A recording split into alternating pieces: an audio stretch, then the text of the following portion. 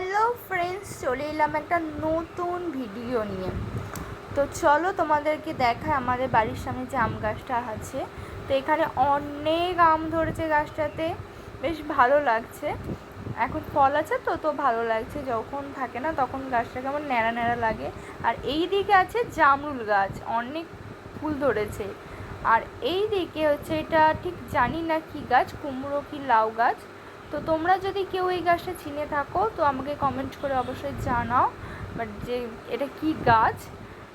বেশ গাছটাও, এই গাছটাও খুব সুন্দর হয়েছে। আমাদের ছাদে হয়েছে, মানে ছাদে হয়নি, বাট নিচে থেকে আস্তে আস্তে ছাদের দিকে উঠেছে। বেশ ভালো, খুব সুন্দর।